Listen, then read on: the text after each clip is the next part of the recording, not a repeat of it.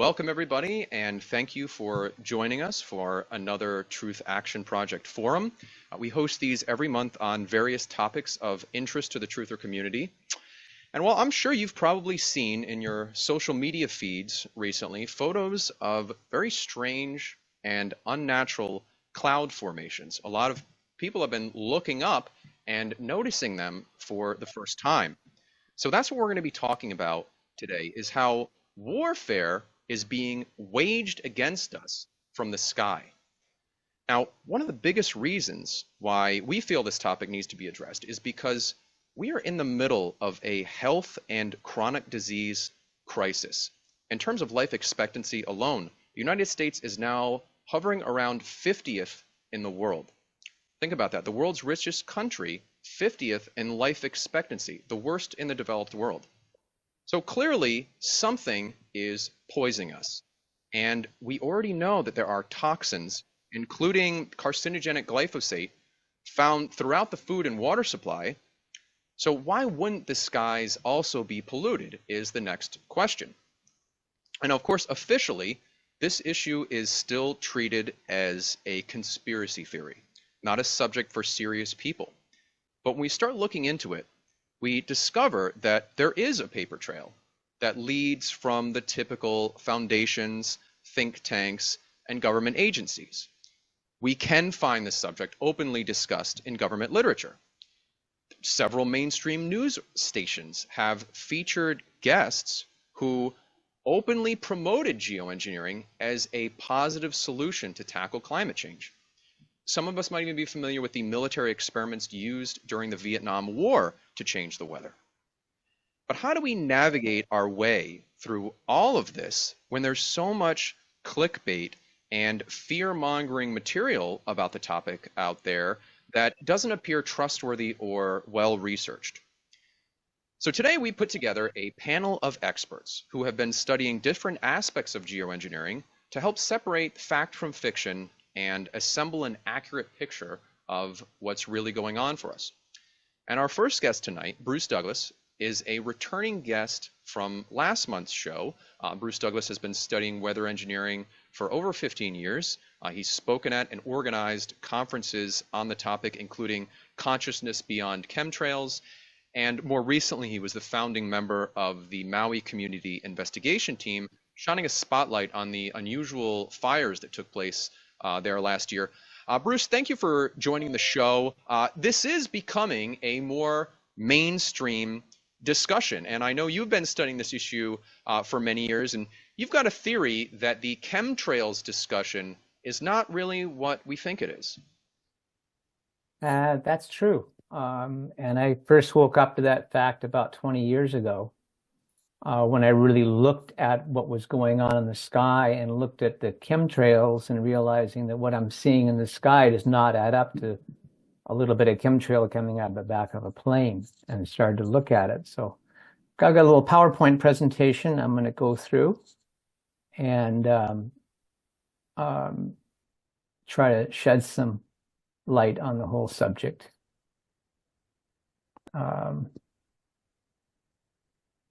Let's see here.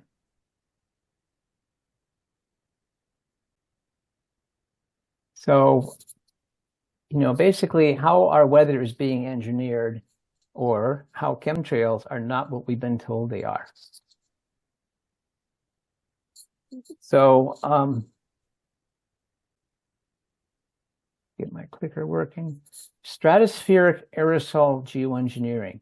SAG. That's basically what we're talking about. Aerosols that are injected into the stratosphere. Geoengineering is what they call it. I prefer to call it weather engineering, call it what it actually is. Geoengineering is a group of scientists who claim they want to sometime in the future manipulate the climate. And what's been going on has been a heavy program for at least 30 years. But first, I got to get a little science down so we understand the words that I'm saying. The troposphere is the area where all of our clouds basically happen. All of our cumulus clouds, and it tops off at a place called the tropopause between the stratosphere and the troposphere. That's the area where the jet streams happen. And in the stratosphere, basically it gets, you see the temperature over here, it gets colder and colder as you come up. But suddenly when you hit the stratosphere, the temperature starts actually getting warmer. Something shifts up there because the air is so thin. There's normally no clouds in the stratosphere except polar stratospheric clouds, the North and South Pole. It's the only natural clouds that happen in the stratosphere. Planes fly in the stratosphere, and the middle part of the stratosphere is the ozone layer where the ions are. So I'm going to be talking about the stratosphere and the troposphere and the tropopause, the area between, which is where the jet streams happen. So you'll see the natural clouds, are all here at the top of Mount Everest, about as high as the highest natural clouds happen. So if you look up stratospheric clouds, you will only find references on polar stratospheric clouds because the stratosphere at the North and South Pole is half the distance from the surface of the planet at the North and South Pole, and it's cold there, and you can get clouds in the stratosphere. But normally you don't get natural clouds in the stratosphere. And you look it up, it says here, the stratosphere is very dry. Unlike the troposphere, it rarely allows clouds to form. In other words, a thunderhead may reach up into the stratosphere, in a really big storm. And occasionally it may break off and then dissipate a short period, but you can't generate clouds in the stratosphere because there's no moisture up there. So if you see clouds in the stratosphere, by definition, they're not natural. So clouds are found almost exclusively in the troposphere. The stratosphere is very dry. Yet an occasional veil of clouds are observed above the troposphere.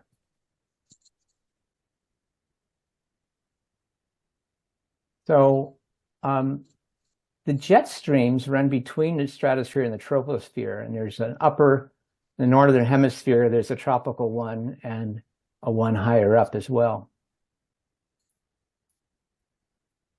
So what are stratospheric aerosol clouds? What do they look like? Well, when you're in Hawaii and you're close to where they're generating it, it's very, distinctive. We all have seen these sort of cloud layers, especially these wispy cotton candy looking clouds that are in the stratosphere higher than planes fly.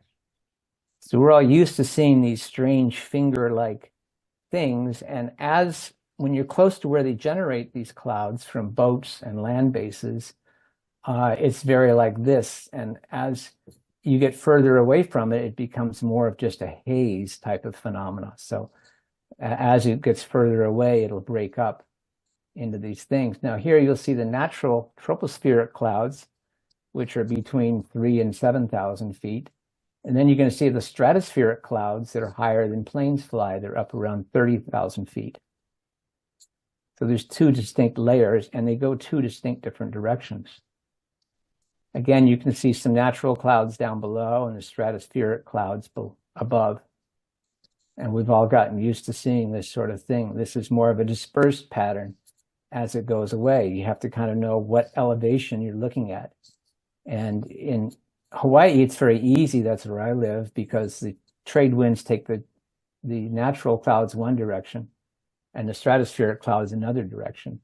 So if you get up on a plane, that's the wing of the plane, and you get above the natural cloud layer into the stratosphere, it's very obvious if there's clouds higher than the plane flies or at the same level as the plane flies, those are stratospheric aerosol clouds. Those are not natural clouds, they're artificial. Again, there's the wing of the plane, and you see clouds higher than the planes fly.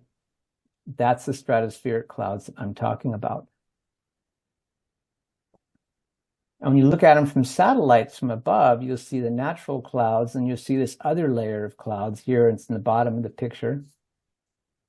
And you'll see all this wispy type of stuff that's not the natural clouds. So from above, from these static pictures, that's how it looks.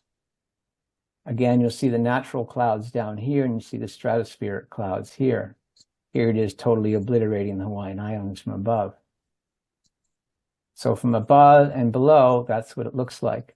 Now, I first woke up to this fact when about 20 years ago, Suddenly there was a big storm that came out of nowhere. The birds were chirping, and suddenly this cloud layer hit. There was thunder, lightning, big wind, and 10 minutes later it suddenly dissipated. And I went to the satellite to see, my God, that wasn't natural. What was it? And I looked out and I saw right off the shore of Hawaii, right in here, suddenly, these are like every 20, 30-minute shots. This big cloud appeared out of nowhere, poofed up, went over the Hawaiian Islands and disappeared, went back to nothing again. I thought, no, that was not natural. Where did that come from? And it started my investigation of trying to understand what's happening. So let's take a look at this. This is an aerosol generator. This is an old school machine. This picture's been around for a while. They have them much smaller, but when they first did it about 30 years ago, this is what the machines looked like. Very big, very loud, very clunky, and would generate clouds, would then rise up into the stratosphere. And you can see it rising up there from where it's done. And you can see here where poof, all of a sudden it's going straight up toward the stratosphere. And this reporter is very exciting because he says that cloud is going to create rain somewhere, and there's rain happening. He's so happy and excited. He's beside himself. So this is an example of a big land-based aerosol generator, and how it can put out the clouds and create that. Now, what they're using to create this, we all know if we measure what was coming down in the rain, we see mostly aluminum, and we see barium, strontium, cadmium, nickel, zinc, and a bunch of other metals. It has the same fingerprint as coal fly ash. Coal fly ash is a waste product from the coal industry. When you burn coal at extremely high temperatures, the natural minerals in coal become nano-sized, and they become ionic. And so then you can use electrostatic precipitators in the coal stacks and pull these ions out and get the nasty heavy metals out of the stacks. And that's the scrubbers that are used in the coal plants.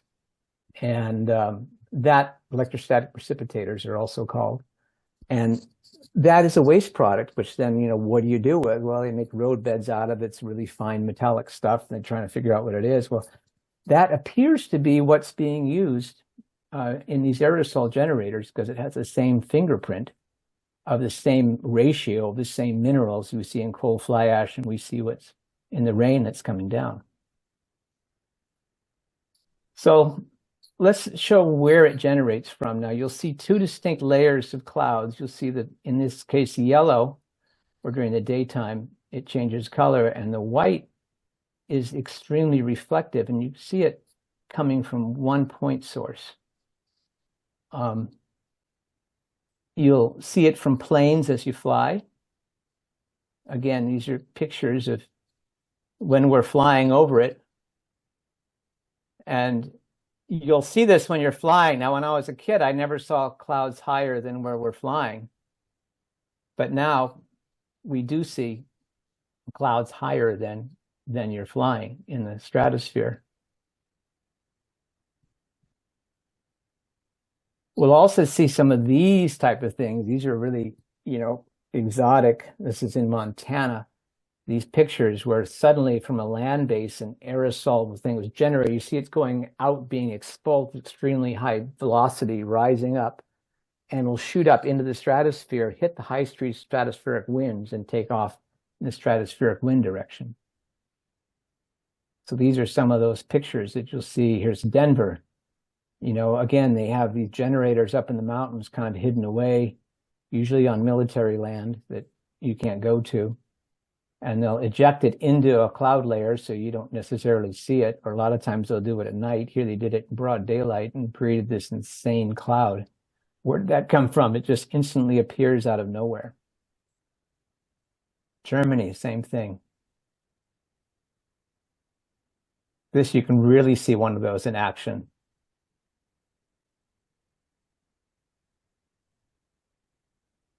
So, this is obvious because you can see how it comes from a point source and goes out in all directions. At first, I call this a chem bomb. and now I kind of regret I used that term because other people are using it. It's more of an aerosol generator because it's not actually a bomb of an explosion. It's like you just saw an aerosol generator that expels these things out. And these days you got generators that can do a massive amount very quickly. I would love to get pictures of those new school aerosol generators. So these are some of them point source when you actually see it happening. I've also been on some flying around. I'll see, the source coming from down below. Now I look on the satellite before I fly, and I see where aerosols are being generated out in the ocean from ships, or the aerosol generators are on the ships, and I see them happening. And so when I'm flying, I know what I'm looking for, and I say, that's it right there. I found it. As I'm flying, every time I go someplace, I'm always looking at this. Every day I'm looking at satellite images. I'm looking up in the sky, comparing what I see in the satellite, looking at the weather pattern. And this one, it was exciting to me because I actually got a picture of it in its fresh generation and going up into the stratosphere. You already see some of those wispy clouds in the stratosphere already. There's land bases, and since coal fly ash seems to be what they're using, it appears that at some of the coal power plants, they're generating these sort of things. I actually saw that for myself in Denver one time, where I saw a coal plant and there were clouds, stratospheric clouds, and this strange weather pattern. And I saw this type of appearance coming from it. And this is a shot somebody else got. And you can see how it's, there's a regular smokestack. It's not coming from that. It's coming from something around it, and it's rising up high, and then it starts to dissipate and go into the stratospheric wind direction. So you people on the mainland, I want more researchers to start looking at satellites, looking at where they're coming from, and try to find the sources for them. Here's another one picture I got where an aerosol was being generated in Asia and going up into the stratosphere and taking off in the winds. Here's another one I caught going across Asia over Borneo, where there was the mountain ranges where they were shooting aerosols, and I could see this big cloud, boom, going up into the stratosphere, shearing off in the high-speed stratospheric winds and going on its merry way. So here you see it's going up, and it starts to go to the left, which is the stratospheric wind direction, and it's shearing off. It's getting above the troposphere and into the stratosphere. So you can see where it's being generated down below in the mountain peaks or somewhere in the mountains, rising up above the tropospheric clouds into the stratosphere.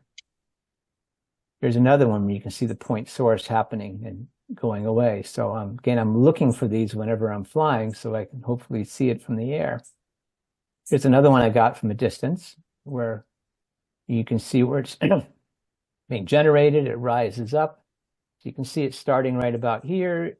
It goes for a while, it rises up, and then it hits the stratosphere, shears in the high-speed stratospheric winds, and creates the stratospheric clouds higher than the planes are flying. I'd love to get one close up, but planes don't fly into them, they fly by them. But I've fortunately gotten pictures of that phenomena happening. Here's another one where, again, I'm looking at the satellite. I know where it's happening, where now I'm flying by it, and I get to look, and then I get to see it. Here's another one of those shots from a distance where, again, the cloud rises up, hits the stratospheric winds, and it's not just a big thunderhead, it's an aerosol cloud.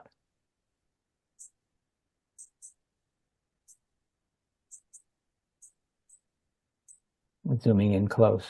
See it billowing up. You see the stratosphere going above the tropospheric clouds up into the stratosphere, and it's just the beginning of a generation.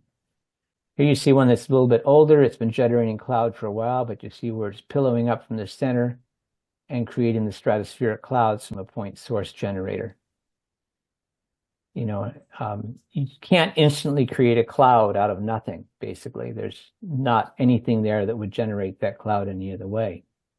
So what happens when a plane flies by or near an aerosol cloud in the stratosphere? Now remember, there's no moisture in the stratosphere. What's happening is these aerosol generators are sequestering the moisture in the troposphere.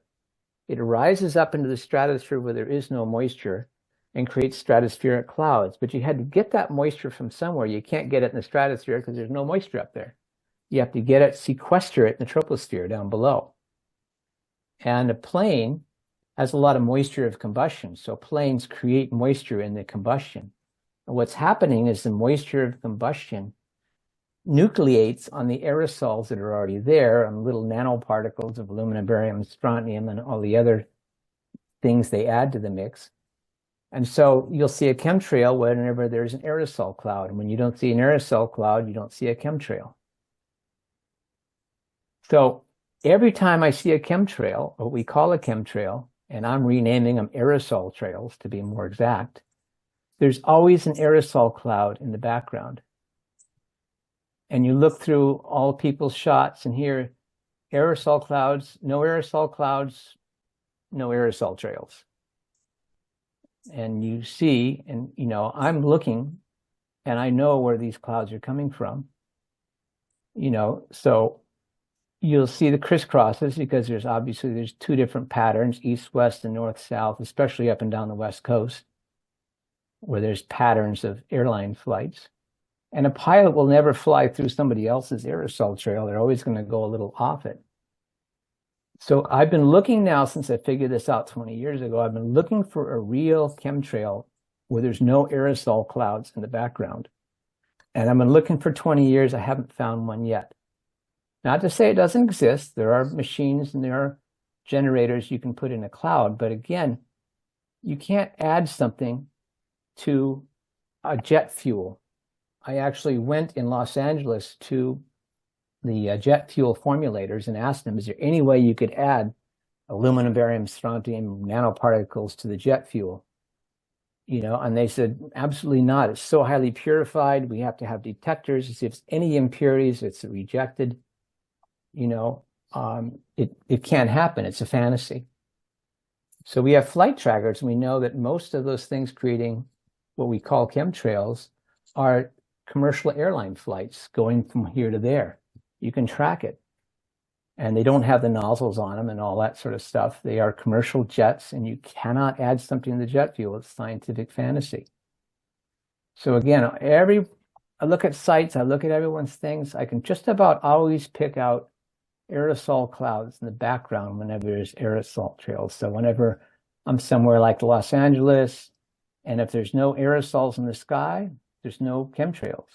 When there's aerosol in the sky, boom, it suddenly gets full of aerosols trails. So again, you can see here in the background, aerosol clouds.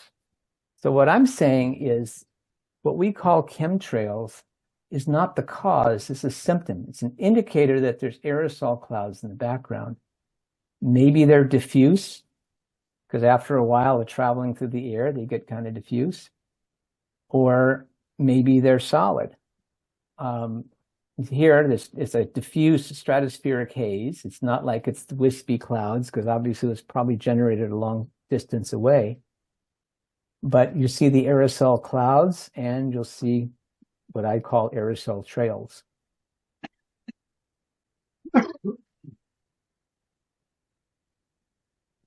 So this was an alleged hurricane. Before it gets to the Hawaiian Islands, it totally petered out.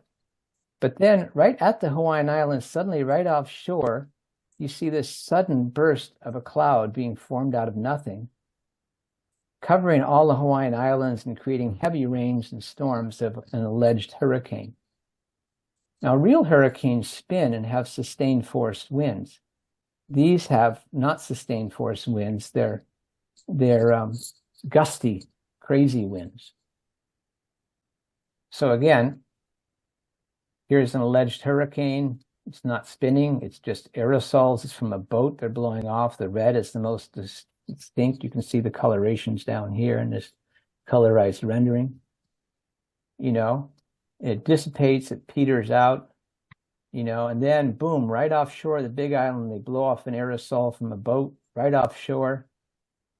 And boom, it creates these crazy winds knocking over trees and having a whole big thing. On an election day, by the way, so nobody in the progressive area of Gila would vote. So I was curious they did that on election day. And that was an alleged hurricane. So we all know that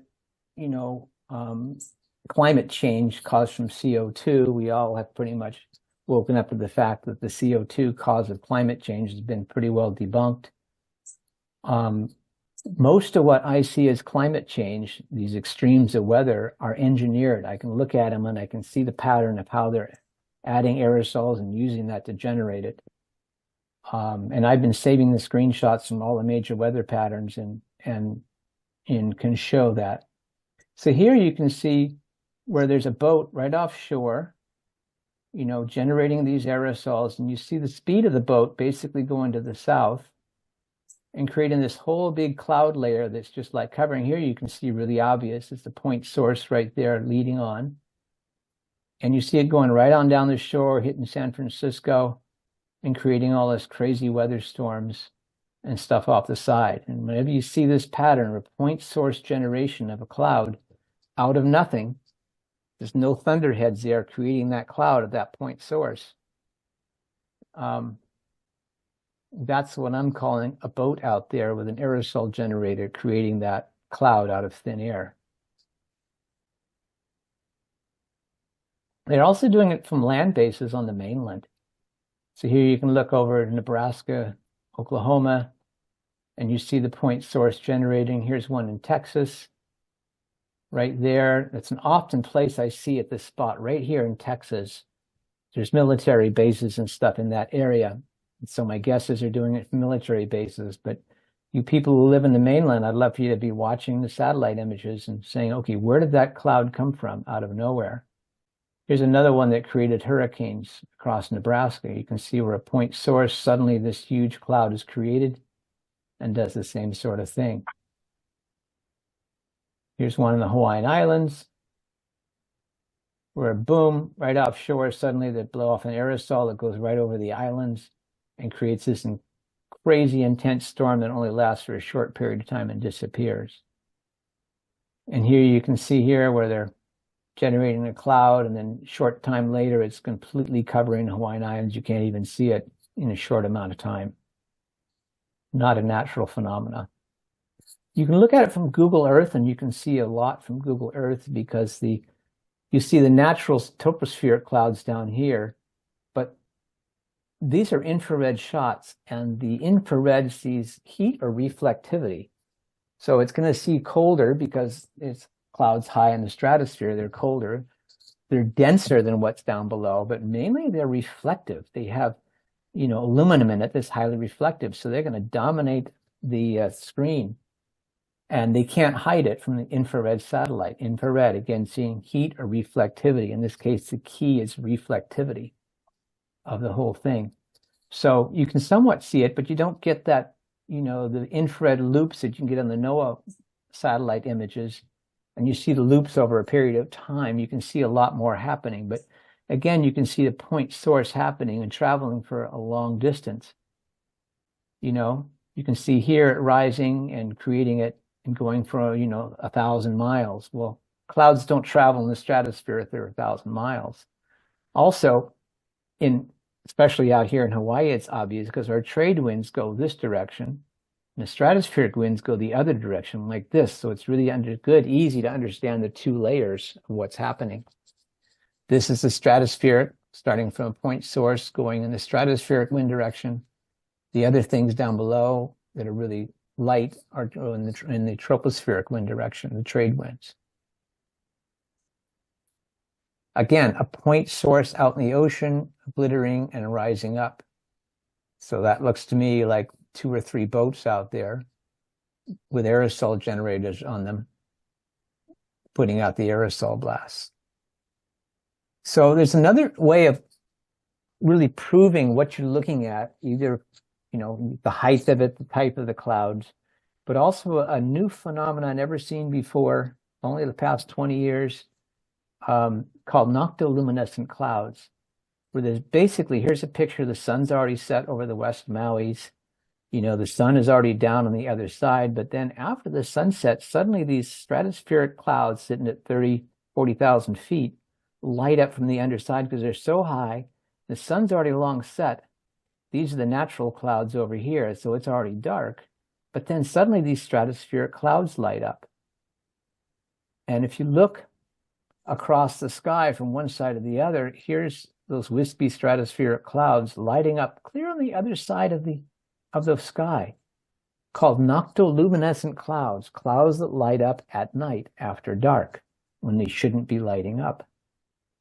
So whenever you see these noctoluminescent clouds, that will tell you those are clouds not at 3 to 8,000 feet like these natural clouds down below. These are stratospheric clouds. So here you can see all the dark clouds are the tropospheric natural clouds.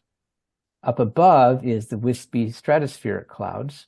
And I verify that when I look at the weather satellite. So I know, okay, this is an aerosol day. So there's aerosols coming at us. And you look again all the way on the other side of the sky, and the clouds on the other side of the sky, the stratospheric clouds light up from the underside because they're so high up and the sun's already set that the sun is able to light them up from the bottom side. Noctoluminescent clouds. Only in the past 30 years have we seen this phenomena happening since the whole process of aerosol generators has been going on. So stratospheric clouds, this in Colorado, you see some chemtrails in it. So that indicates those are stratospheric clouds. And all the way on the other side of the sky, it lights up. Now, I know from the satellite images that these aerosol clouds are coming over us. But that's it. That's another way of telling, are those stratospheric clouds, yes or no? Do they light up at night? And there's the indicator of a chemtrail within just where the aerosol clouds are, not outside the aerosol cloud area, because the moisture of combustion from the plane nucleates the moisture on the nanoparticles of aluminum and other metals that are already present in the aerosol cloud, more appropriately called an aerosol trail. Now, over the time, stratospheric haze has been increasing. Now, this is from 15 years from 1994 to 2009. But you see this graph of what's happening, and we see a general rise in the level of atmospheric haze that's in the stratosphere that shouldn't be there. Now, this is Pinatubo was a volcanic eruption that happened. A volcano will take the earth metals, heat them up really high temperature, make them nano, expulse them out of the volcanic eruption. It'll sequester the moisture in the troposphere where there is moisture. It'll rise up into the stratosphere, and it'll travel around the whole planet, making a stratospheric haze around the planet. That's a natural product of a volcanic eruption. And you see it took about 2 years, but after 2 years, mostly it fell apart in a year later. But by 2 years, it came back down to its natural level of aerosols in the sky. So that's what a volcanic eruption does. Now, what's happening here is we're doing the same thing with coal. We burn coal at extremely high temperature. It nanoizes the minerals. It makes it ionic. And then that's pulled out as coal fly ash. Then that's put in an aerosol generator, or most likely, I can't say for sure, but this is my latest conjecture of what it is. And then it's expulsed out the aerosol generator, sequestering any moisture in the troposphere there, where it rises in the stratosphere, where there is more moisture, and makes a stratospheric haze. So we all know about the HARP installation in Alaska. Now, this HARP is the old school. It's like 80s and 90s technology. Now they got mini HARPs, and this thing is basically obsolete. But at the time, it was a ionospheric heater. An incredible amount of power is shot through these beams, as radio waves. They can aim them at a certain spot in the ionosphere where the ions are, the ozone layer. And the radio waves can interact with the ions because they're ionic, and so radio waves can interact with them. They excite the molecules in the ozone layer, and it makes it go higher and higher. And it'll raise up and make a bubble in the ionosphere by pointing energy at it, heating it up and making it rise, called an ionospheric heater. And you can rise it up, and then you can suddenly turn it off and make it go boom down below. You can make it rise and go boom. You can make low frequency waves happen You can also rise it up and then move it across the sky, and you can create a low pressure cell down below and guide weather systems around. But now that we have ionic particles in the stratosphere from the aerosols, they can directly interact with the aerosols and start moving jet streams around. So you see them spraying aerosols into the jet streams, and then suddenly they're directing the jet streams these crazy directions using ionospheric heaters. Interestingly enough, when the Japan earthquake happened, HAARP was putting out 2.5 hertz, which Nikola Tesla, who invented this process of ionospheric heaters, knew that 2.5 hertz is the frequency of an earthquake. And as soon as the earthquake starts in Japan, HAARP shuts off again. And shortly after that, Raytheon, who had the contract for running HAARP, withdrew their contract, didn't want to be the contractor for HAARP anymore. And the HAARP installation shut down until they can find a new contractor to run it. Raytheon, by the way, is also the same company that runs the radar and has the computer that puts out the weather patterns and the predictions for the whole world that everyone just looks at and reads. So the very people who are involved in creating the weather are predicting the weather. It's very easy to predict the weather when you're the one creating it. So that's why they can predict weather 2 weeks out before there's any sign of it happening. Say, oh, a big storm's going to come. Nothing's there. Then kaboom, a storm appears out of nowhere. And they can say, oh, that's climate change. Haha. Nope, that's weather engineering.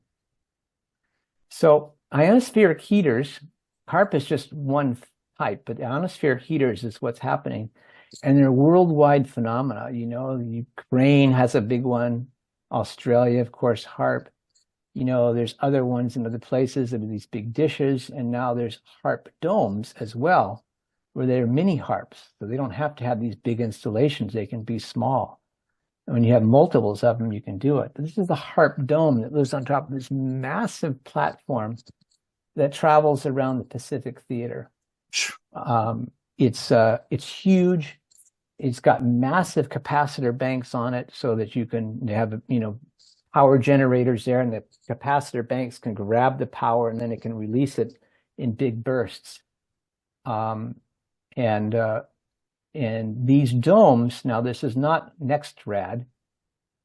This is separate from NextRad. Those NextRad stations are low power. They don't have high power energies going to them, so they can't be affecting the ionosphere. These are ionospheric heaters, and they have to have massive power banks that are a part of it. And so that's why you see these installation of capacitors and stuff to hold and power generators to power them up. This is the picture I took driving down the highway. There it is in Pearl Harbor, coming in for repairs and stuff. And I wish I knew where this installation was various times, but you see these same sort of domes on mountaintops in various places, not the round spheres that are on top of pillars. Those are NextRad. Those are radar detectors. But you see these domes that are like this from a big base. And those are what appear to be ionospheric heaters in most installations. And they're all over the world. All military bases have it. Big ships have smaller versions of this. They're everywhere. HAARP, the most powerful ionospheric heater on Earth. And that was from 2015. Now it's old school, so it's a whole different world. And, this is the University of Alaska that was running the high frequency active oral research program, HAARP. But again, this is now obsolete. It's old school. Now they got the mini ones, and they put multiple domes in different places, all aiming at the same place of the ionosphere or the same spot in a aerosol cloud, and you can have powerful effects. This is from a patent, using, aiming them different directions, bouncing the energy off the ionosphere, all sorts of different things they can do to take multiple installations and point them at the targets where they want to do. So let's just take a look at one hurricane. I could show you lots of them, but Acapulco was a big one. Was it engineered or natural? I'll let you decide. So there was a tropical storm that basically fizzled out. And then suddenly you'll see an aerosol injection going into it, which is what I see in hurricanes, where they suddenly from a boat inject a massive amount of aerosols into it. Then suddenly it starts to spin. But what's curious, these things spin in the stratosphere. You will notice normal clouds right down here go in one direction. And these particles here, way higher above it in the stratosphere, going in a different direction, opposite the natural cloud layer. So the aerosols, they're ejected, they rise up into the stratosphere. Then, since they're ionic particles, the ionospheric heater antennas, we call HARP, but that's just one thing, can then actually interact with them and start to make them spin. And they spin them up in the stratosphere, and then it affects what's down below it. But it's actually a stratospheric hurricane. And often on these hurricanes, I'll see natural clouds going right below it like this, with the stratospheric wind blowing. People in here have seen these hurricanes, alleged hurricanes, and the buoys out in the ocean aren't even showing any wind, yet the pattern's going right over it. Why? Because it's up in the stratosphere. Then it gets offshore and they blow off a big aerosol in order to do it. So here you're going to see that in action. So there it is, basically fizzled out as a storm. There's the aerosol injection, boom, from the side. And then they do another big aerosol blast into it. And then suddenly it starts to spin up at high speed. Again, it's all ionic particles, aerosols, so they can get it spinning really fast. And these clicks are every 15 minutes. And boom, they get it spinning in no time at all from absolutely nowhere. And boom, it hits Acapulco. As soon as it hits shore, it dissipates very quickly because it's not a natural phenomena. They blow off a few more aerosols offshore to create some more rain, because there actually wasn't any rain in that hurricane. It was all just wind, but they actually got it spinning. Okay, I'm gonna let you see this one more time. So you see there, see it fizzling out. Boom, there's an aerosol injection into the side, shot into it. Then they do boom, another aerosol blast right in the middle of it. Then it suddenly starts to spin in the stratosphere. You see the things going, normal clouds just going one direction, these stratospheric ones a different direction. They get it spinning really fast for a short period of time, and then boom, as soon as it hits shore, it dissipates, and then they blow some aerosols offshore just to make sure it gets some rain and stuff, so it looks like it was a real hurricane, which it wasn't. That was the Acapulco one.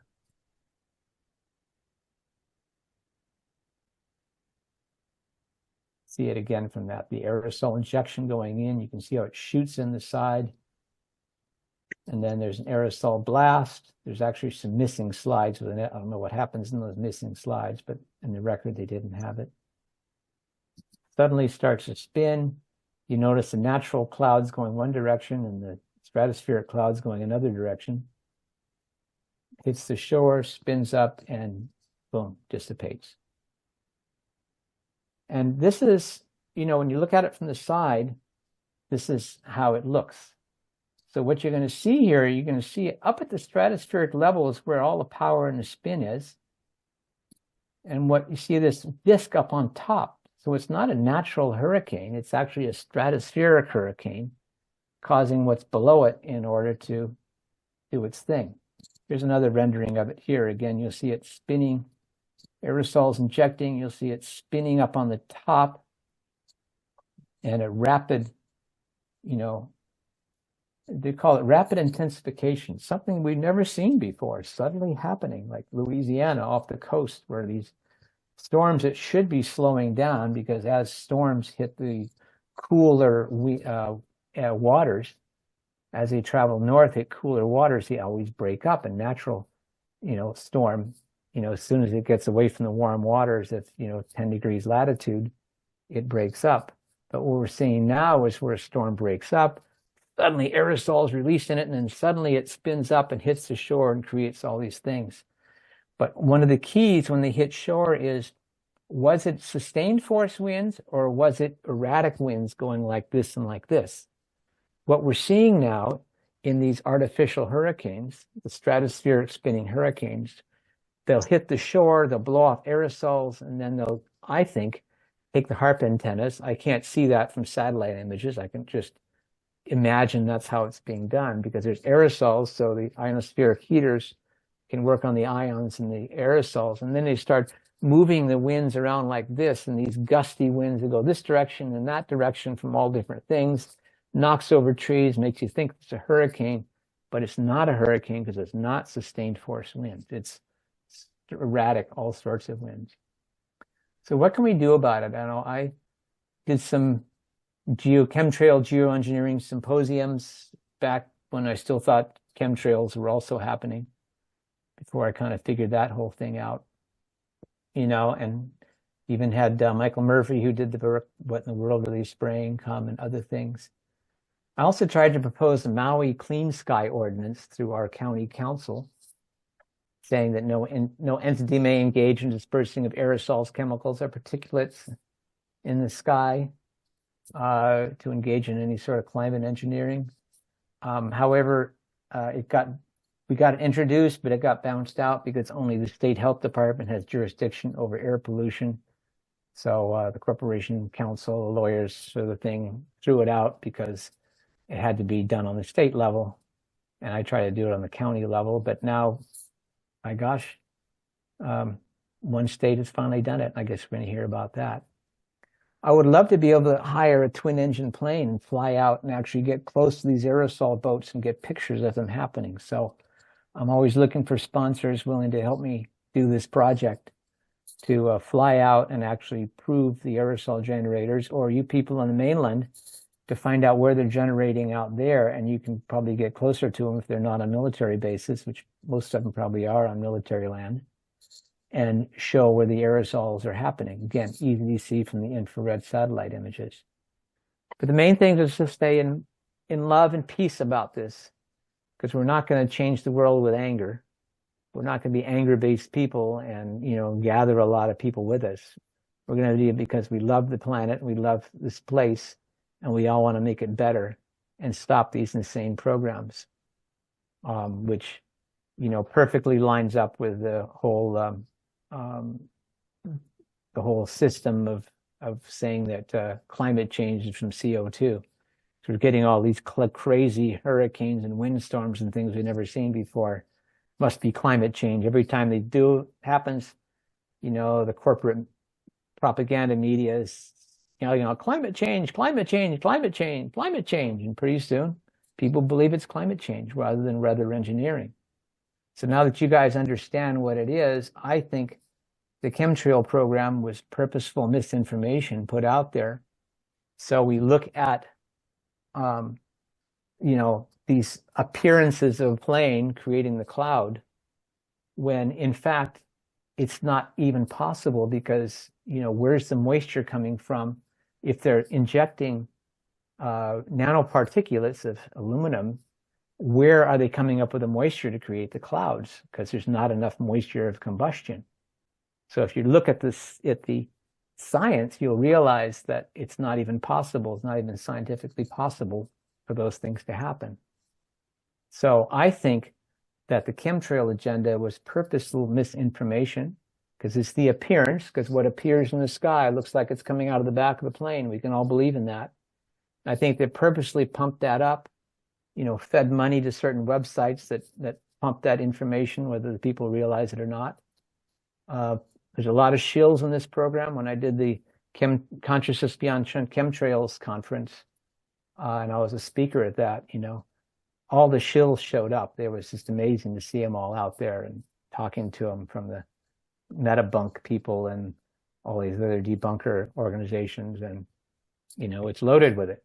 So as long as people have the wrong information and, believe it's a chemtrail coming out of the back of the plane and don't actually look at the source of it from boats and land-based dispersal units, we're always going to be fringe and on the side, because we can't prove it's coming from those planes, but we can prove that it's coming from land bases and ocean bases, and that's where we're sequestering the moisture. So I know this information is going to fly right in the face of a lot of people who have, as I believed and thought it was coming from the back of the plane, because that's what it appears to me. But upon deeper scientific investigation, I realized it's something entirely different, and we all have to change our point of view and realize what's happening and start looking at satellite images instead of just what appears in the sky, and looking at the source of where those clouds are coming from. So that's my presentation. Wow. Well, thank you, Bruce, for putting all that together for us. I mean, you're touching on an intriguing theory here, which is that the land-based ionic generators are doing a lot of the heavy lifting in the creation of these cloud formations, and not the aircraft themselves. I mean, you're suggesting that a lot of standard commercial aircraft crossing through the aerosol trail will leave behind what we've been calling and referring to as a chemtrails. That's intriguing, and we want to explore these theories and let the facts and the science and the data sort out wherever it may fall. But there is no dispute about which chemicals we're being doused in, that they are toxic, and that it is being done intentionally. So I the believe chemtrail is an indicator that there's aerosols already present in the sky. So we can use what we're calling a chemtrail, which I'm going to rename aerosol trails so that we get it right. When we see an aerosol trail, that means that's an aerosol cloud that already exists up there that the plane is flying at or near.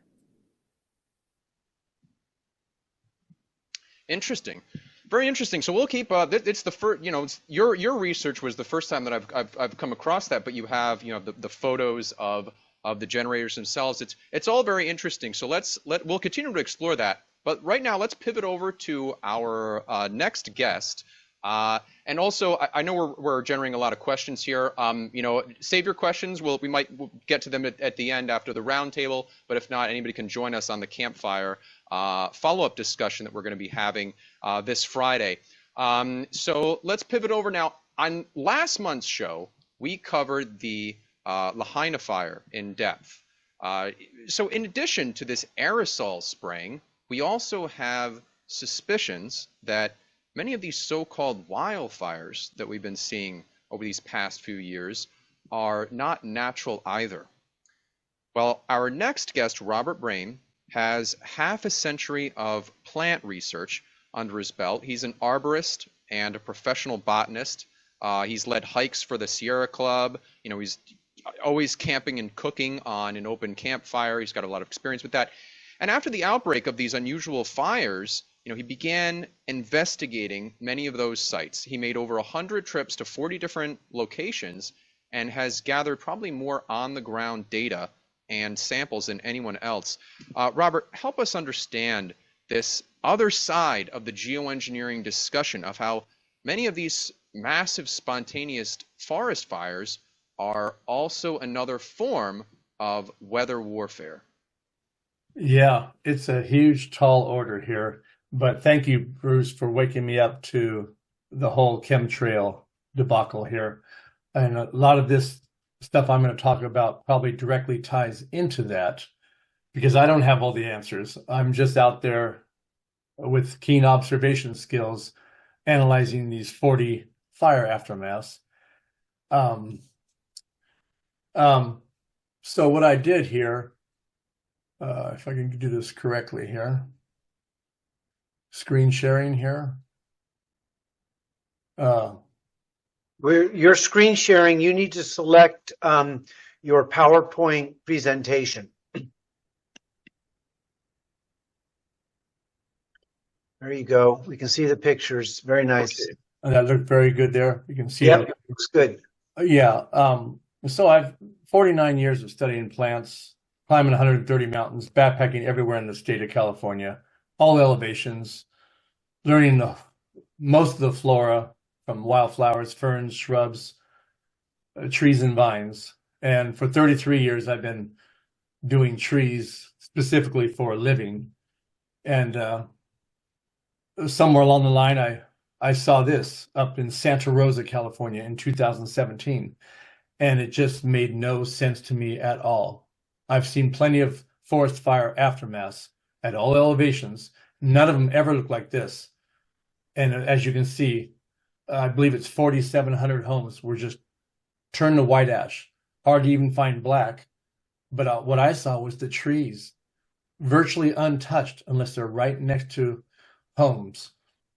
And anyway, so a couple months later, I went up there and analyzed the whole city for a whole day. Nothing added up, nothing I'd ever seen, and I was at a loss. So 8 years later, I've gone to 40 of these aftermaths and taken 115 trips to them. And I think only about 3 of them were natural fires where the forest actually burned up like they're supposed to.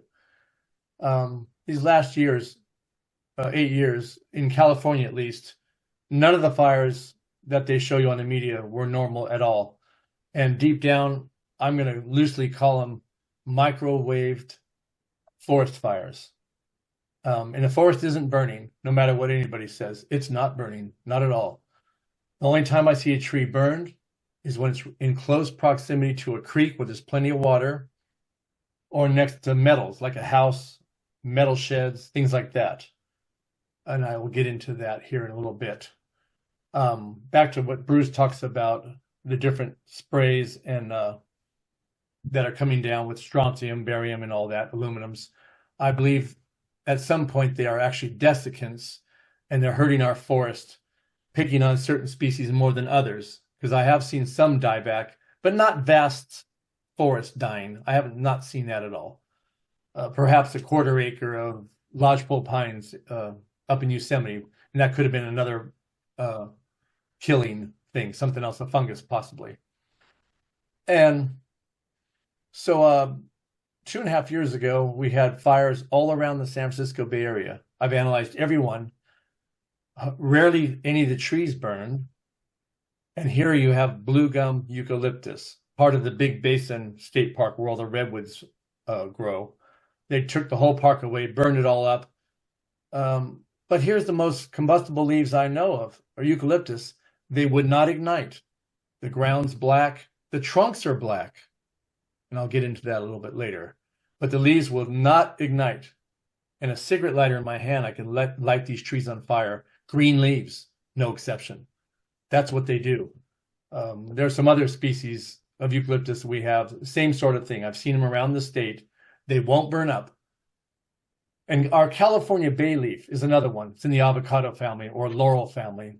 And bay leaves, put them in the campfire, you have instant fire everywhere.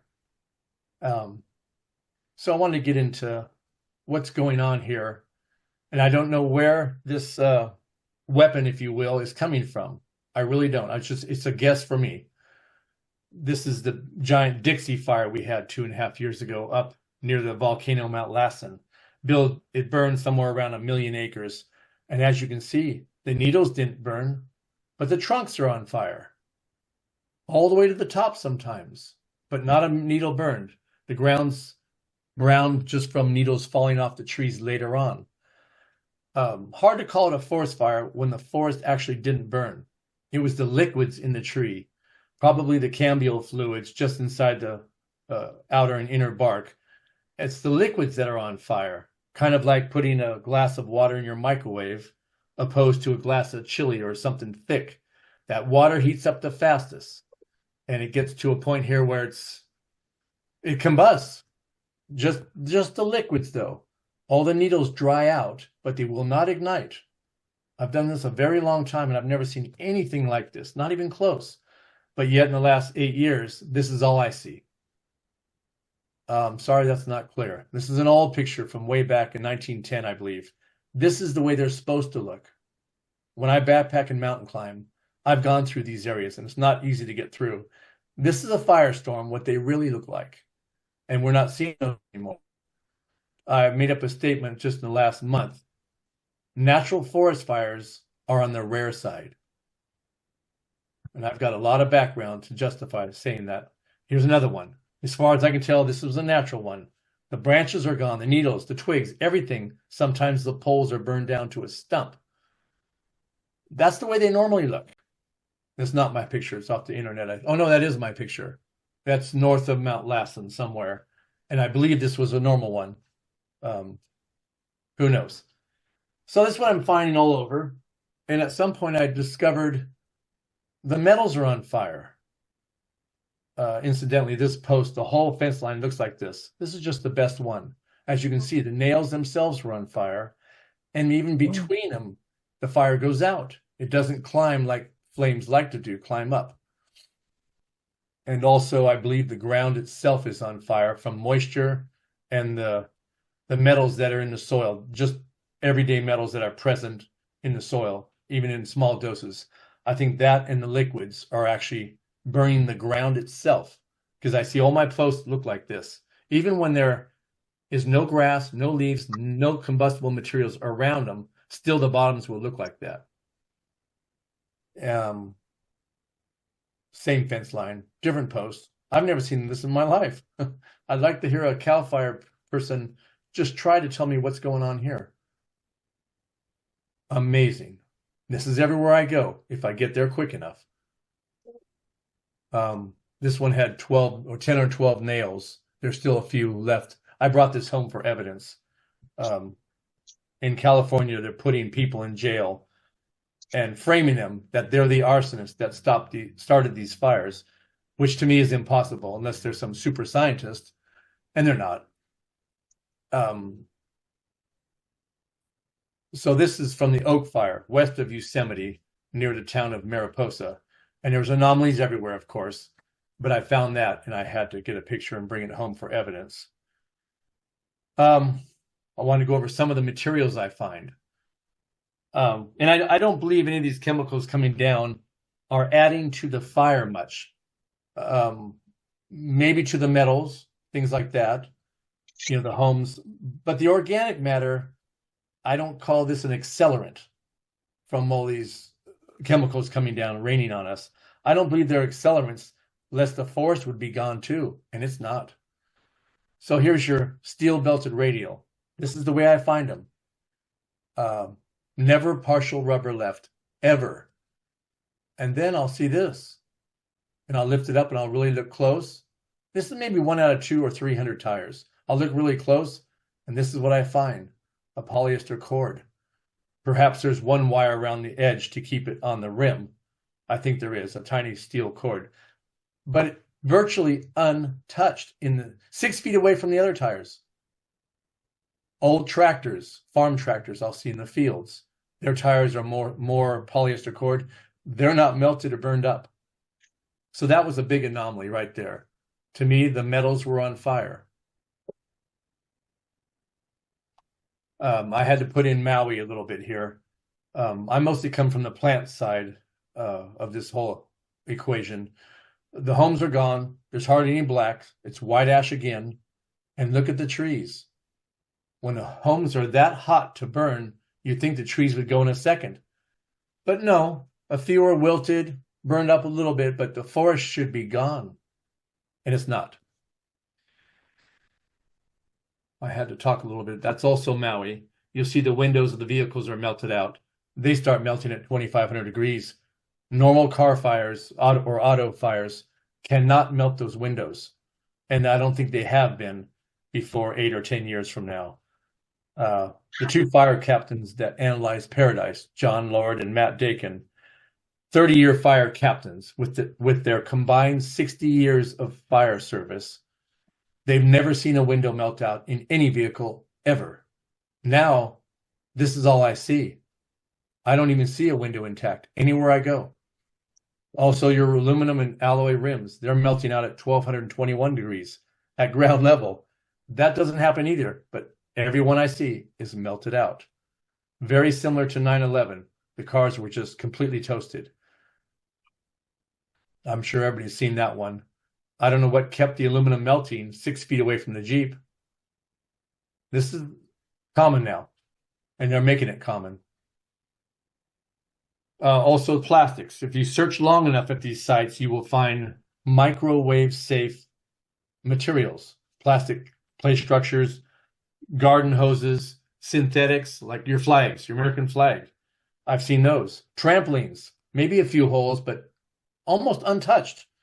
Microwave-safe things are kind of left alone. And your trees, like this one that fell down here, I don't know that species, they're actually burning from the inside out where the most water is, like in a microwave, heating up the water again. And I will see this, the trees burning the most in the entire tree kingdom are the extreme water lovers. The willow, cottonwood, alder, birch. These are the highest water holding capacity trees on the planet, not being aquatic themselves. They're right on the edge of a creek. Not one leaf will be burned, but yet they've burned internally. That's a new one on me. This is Greenville, California, where the plastics just didn't want to melt, but the houses are just missing.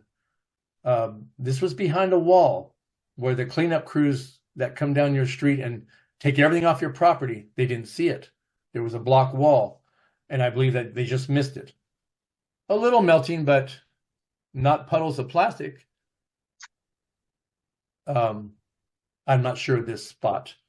Got it off the internet. This is very common if you get there quick enough. They will come in there, the feds, and they'll clear off your property, every brick and stone. So there's nothing there, like you never had a house.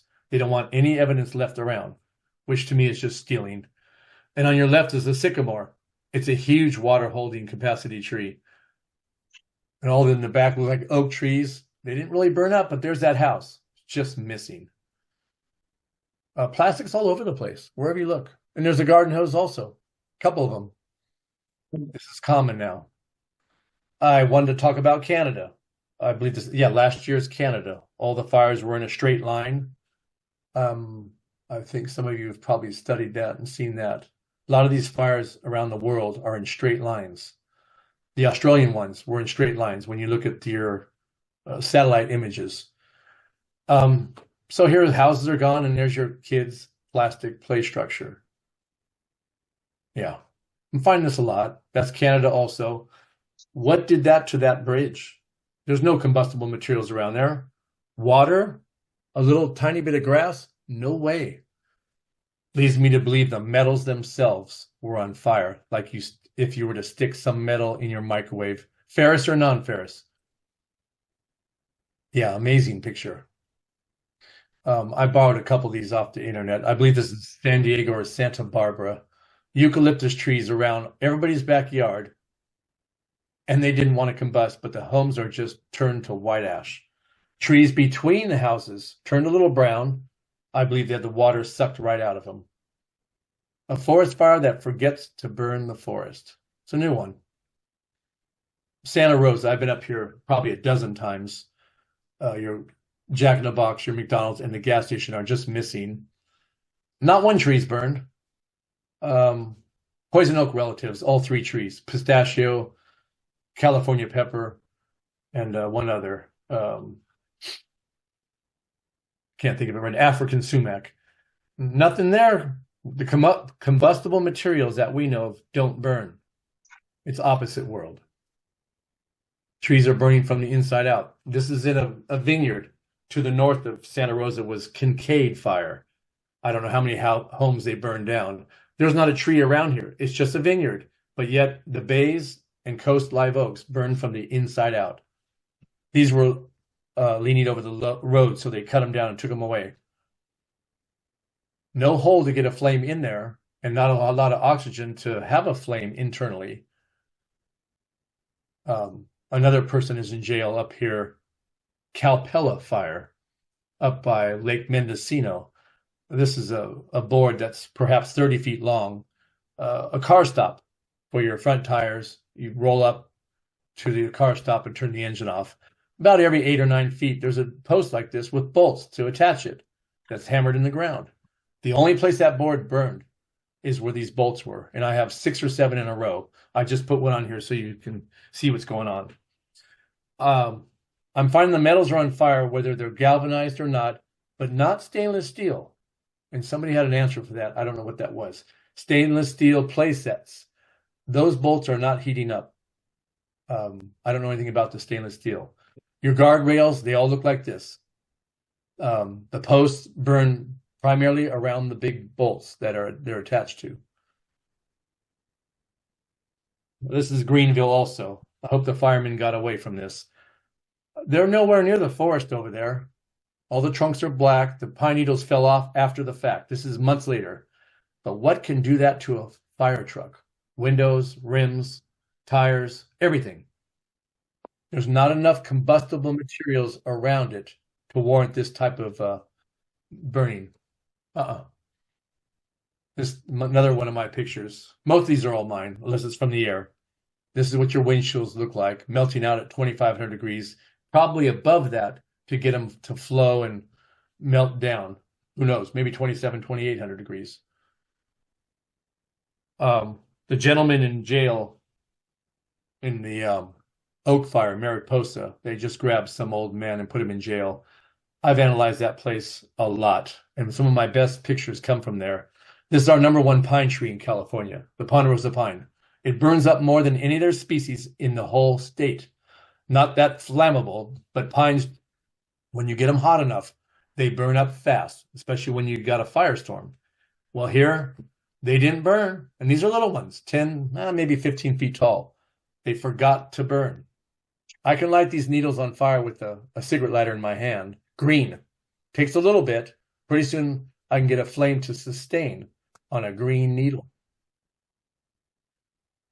On the way to Lake Tahoe, we have Highway 80, a city called Auburn, California, and to the east was the Mosquito Fire. Spent a whole day up there. The whole forest is dead, but I can't say it's burned up. Same anomalies with the cars. No different. This one was nearby, out in the California Delta, where all our rivers converge. We had a little fire out there. Isleton was the name of the community, and 21 mobile homes burned up. Here the mobile homes just completely burned. There's the door frame to the right of the center. What's the wood deck sitting there and not even burned? Not even black on the side of the mobile home. That's a new one. Oh, and these other items also in the foreground. Nothing else burned up, just the mobile home. I talked to the firemen there. They didn't have a clue. And there's your Greenville, that Dixie fire where they put somebody in jail up there also. Their town's missing except for one gas station and a food mart. But you look at the background, ponderosa pine, white fir, red fir, black oak. The forest is dead, but it's not burned up. What kind of, and this is a firestorm that's moving fast. Like Bruce talks about the high winds. Almost all these fires always have an unusually high wind where the fire is traveling very fast. In that case, it's a firestorm, like a blowtorch, and these trees would just be sticks. Didn't happen. I had to talk about Texas. I'm sorry I had to put this picture in there, but anybody knows cattle country, they eat the grass down to 1 or 2 inches tall. Those little fires creeping along the ground, you could just step over them, because I have. You can just step over them and stomp them out. Like, there was no high grass here. I believe these cows or cattle were cooked from the inside out.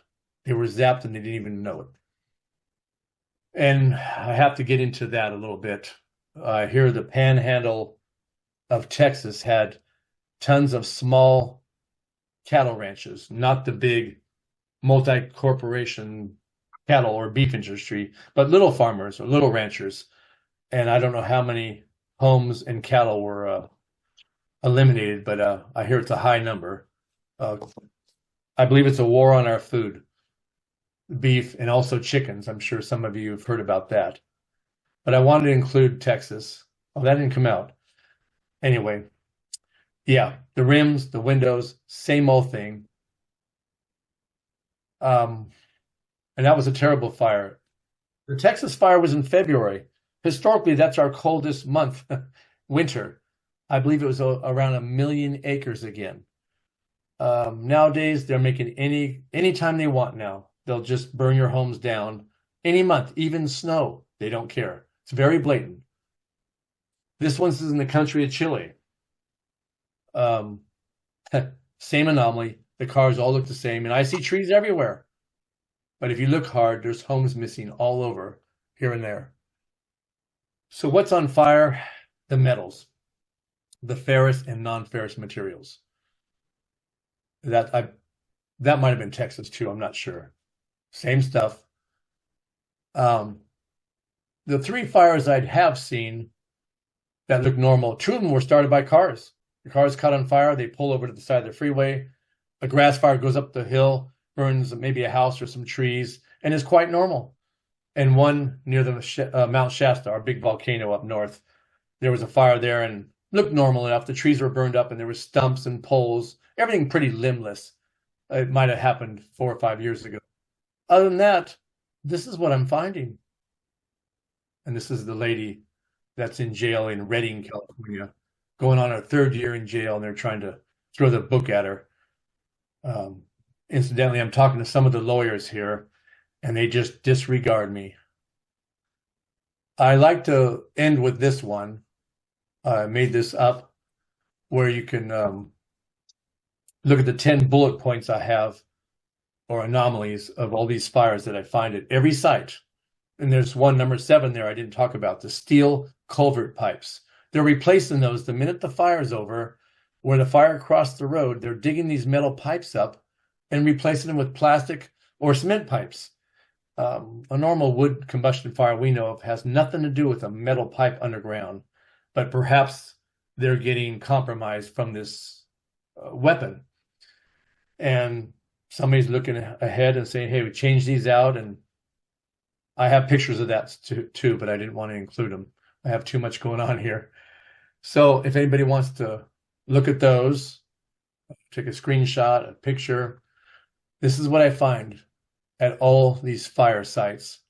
And any of my videos, you just punch in Forensic Arborist Robert on any website, and you'll see my other 14 videos, more in-depth talks. And like I said, I'm not the expert on this. I don't know where these weapons originate from. A lot of people say lasers, satellites, boats, ground-based. I don't know. I'm just trying to learn myself, but the evidence is everywhere at every aftermath. They're not natural at all. And I finish on my wildflower here. And that's about all I've got for my presentation. If there's any quick... Robert, you want me to give you my take on what you're seeing? Sure. Plasma wave technology, of which directed ENERGY weapons is a subclass of. But plasma wave energy, plasma is kind of like lightning. That's where we see plasma. Plasma energy is a change of state technology. It changes something from solid to liquid or liquid to gas. These weapons that they mount that attack a tank, basically vaporize the tank, are basically changing the state of the metal from solid to liquid to gas and vaporizing things. So these technologies are these weapon systems that are mounted to planes, to drones, very easily can start the fire if they're dispersed. Now, just like when lightning strikes, what does lightning strike? It strikes something with mass. So lightning is not going to attack a tree if there's a car next to the tree. It's going to shoot that car because the car has mass and density. And it's going to heat up anything with density. It's going to ignore anything without density. So plastics and things like that, no density, but metals have density. A mobile home has a metal around it. Again, energy of these plasma wave technologies will be attracted toward the mobile home because there's mass there. When you look at lightning strikes a tree, and you see all the pictures of the tree, it burns from the inside at the base because the plasma energy, as soon as it hits the base of the tree, that's where it grounds out, creates intense heat on the inside, and you'll see the inside of the tree burning, but the outside not, and you'll see it from the base. That's exactly what we see in Maui and these other fires, is trees burning from the inside at the base. So where, back to the question, is it mounted on a plane? Is it mounted on a drone? Is it on the back of a pickup truck? Or is it maybe something from the secret space program that we don't even think about? I mean, we know the secret space program has, reverse engineered spacecraft that are able to move around at will and cloak themselves and be hidden. If I go deep down the rabbit hole and I think, what would they be using that wouldn't be seen? A reverse engineered UFO ship that already has a plasma generator on it, because plasma generators spinning plasma in a toroidal field to create anti-gravity that makes an anti-gravity ship. And so they already have plasma generators on them. That'd be a really good thing. And they know how to cloak planes and cloak ships so they can cloak and not be seen. That's kind of what I'm leaning toward right now. What's the source? I mean, I don't know the source. I just know the technology was plasma wave technology because it totally defines everything you're seeing. Right. The thing I have to Can add I to jump that, in? Can I jump in and ask a quick question? sure. I can interrupt, and that's what's the reason for doing this? And I've wondered if this is it's just part of the shock and awe to keep us in a sustained state of stress, we the people en masse in stress. Is it to demonstrate to your enemies the technological power you have to, I mean, are the Americans demonstrating to the Chinese what they can do, or is it multifold? At some point we do need to go to. I'm jumping in for Bruce to our next guest, but this is profound materials, and Bruce, I really am delighted that you're able to kind of connect this business of what's going on and flesh out the technology and the questions about that. But I mean, there are hands up already, but I'm going to pitch it back to Bruce. You don't have to answer that, Bruce Douglas, unless you want to. Well, I will answer it. And what was the first thing that came out of Governor Green of Hawaii mouth as soon as the fire happened? It was climate change, global warming, climate change, all because of climate change. Yep. So if you create these fires and you say, oh, it's all because of climate change that all this is happening, it produces a climate change agenda, which is one piece of what's happening. But again, these are psychopaths doing this stuff, and they don't operate the same way as you and I, who have a heart and we feel and have empathy. So this is part of this is a globalist agenda. Yes. Exactly why they're doing all of this. We could go down rabbit holes, or we could think practically about just control and power and domination. Yeah. I have the answer for that. Go for it, Robert. It's one of the pieces of Agenda 21. Get us out of the wildlands. Even smaller cities, they're burning those down. They want to make the case through fear to move us into the stack and pack mega cities and keep us there forever. And they're doing it everywhere. They're bringing up small towns like I've never seen. And mobile homes get it first. They're the poorest people out in the country. I've taken note of that. Those are just incinerated really quick. But they're making the case to get us out and move to the city. And they're tripling your fire insurance or just dropping you completely. What happened to my girlfriend? 30 years of it, 40 years, dropped her. And they're just going to get us out of the countryside. And they're doing it incrementally everywhere and making up new rules for the wilderness areas and the national forests and national parks. They're constantly taking away our freedoms in the outdoors. And I see this. I do a lot of traveling in the mountains. So it's another piece of Agenda 21, sustainable city and all that crap.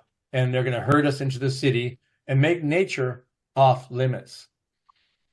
Hold on, hang on. This is a very interesting discussion. I want to get back to this. It's very important to talk about the Agenda 2021, Agenda 2030, all of that.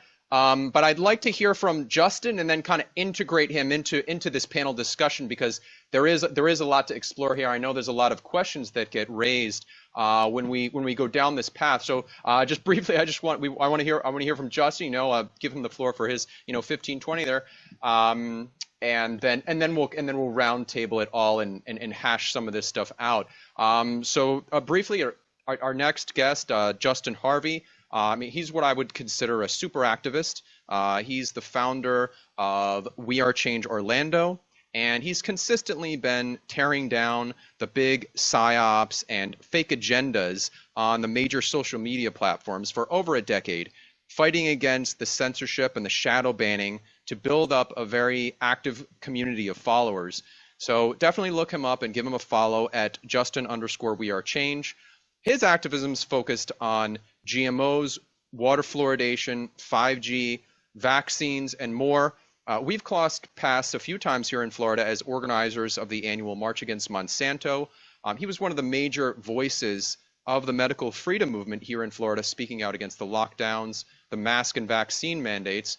And I even spoke at a rally that he organized at the height of the fake pandemic. One of his big wins during that time was bringing together dozens of firefighters to fight against the mandates, and even got the attention of Governor DeSantis, who eventually passed legislation to outlaw the COVID vaccine mandates. Now, Justin does the real work of organizing rallies, speaking at city council meetings, interviewing whistleblowers, and confronting politicians and elected officials with the tough questions. So he really understands how effective Civics 101 can be when applied in a strategic way. Justin, tell us what you know about the issue from your research over the years. Give us a summary, and then tie that into some of the legislation against geoengineering that was passed recently in Tennessee, and some of the next steps that we could take to keep moving the needle. Yeah, absolutely. Thanks for having me again. My name's Justin with We Are Change Orlando. And, this subject has been a tricky one over the years because, as you mentioned, my activism has focused a lot on health, big food, big pharma, the chemical toxicity or the mass poisoning of our society that we all talk about. And this was a different one. Genetically modified foods are a real thing, and that's not debatable. The debate is on if they're safe and effective. The same thing with vaccines. We're not talking about if there's a COVID vaccine. We're debating if it's safe and effective. The chemtrail geoengineering topic has always been a little difficult because our elected officials, the mainstream science community, they don't admit its existence. So it's almost like, how do you address something that no one's willing to acknowledge yet? It's written off as a tinfoil hat conspiracy theory, right? I've always mentioned that it's very important with activism to focus on waves of momentum. So when there's a big whistleblower, a big documentary, you need to swell basically around that and use that, whether you do the protesting, the city council meetings, and just capitalize off that momentum and raise public awareness so that you can expose the issue and work towards the solutions. Well, I think we've finally gotten to that point for the first time ever with this topic. I think in the post-COVID world, a lot of people are just like, wait a minute, I don't just trust the science anymore. I'm not down for any, science experiments, no matter what it entails. And it's just a different time. And you can talk about the weather modification programs that date back decades. They used to be on the University of Florida website. I'm not sure if they still are. You can look into things like Project Popeye and Cirrus. There's government programs where they're modifying the weather, right? And we can talk about that. You can go into the whistleblower, Kristen Megan, talking about how these chemicals are being brought onto the Air Force Base. There's you can YouTube, pilots, doctors, and scientists talk about chemtrails. But I've almost gotten around that curve and said, okay, that's all there. But, in my experience, when you bring the science to your city council members, to your state legislators, they always got another scientist on their side to say, that's debunked, it's safe and effective, or it doesn't exist, right? So my advice going forward to everyone, if you want to get the attention of your local officials, let's start talking about this just in a preventative way. Forget convincing them that this has been going on in some form or fashion, which I truly believe it has. We could speculate till the cows come home with the methods and how they're doing it. And I find also the first gentleman, his speech was very, very interesting. I like what he had to say, and that's something to consider because I've also had my questions about, some of the anomalies with how we think this is all going on. But they have admitted that they're doing this. And I think that's the kicker that we all need to focus on. We've got, actually, am I able to share my screen? Trina will make you a co-host, and then you will be able to share your screen. Okay. Got great. it, Justin. Go ahead, please. Okay, I believe this is working here.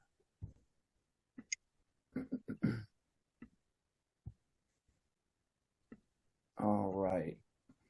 So what I'm talking about is essentially we've gotten to a point where they're ready to admit this. We've got the CIA director came out in 2016 and said, we're looking at ways to do stratospheric aerosol injections, blocking out the sun to save us from climate change.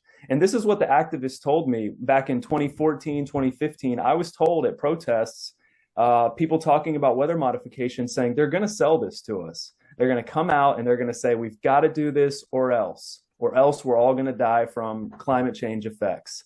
And sure enough, that's exactly what happened. 2016 rolls around, the CIA director is giving speeches at the Council on Foreign Relations about this. Then you have this article I've got pulled up here, 2018, you're looking at controversial spraying method aims to curb global warming, CBS News. This is mainstream now. And then you've got Harvard.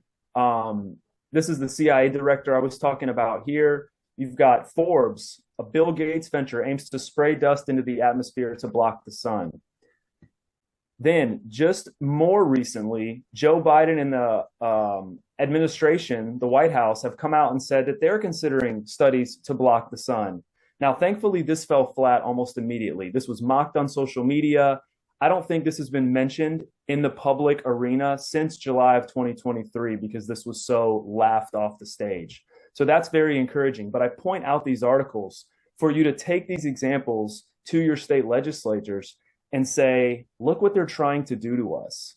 We don't have to split hairs and talk about when they started doing it, how they're doing it, if they're doing it. Just point to this right here and say, I don't want to be a guinea pig for another Bill Gates science experiment. We all just went through COVID. We know that we don't just trust the science anymore.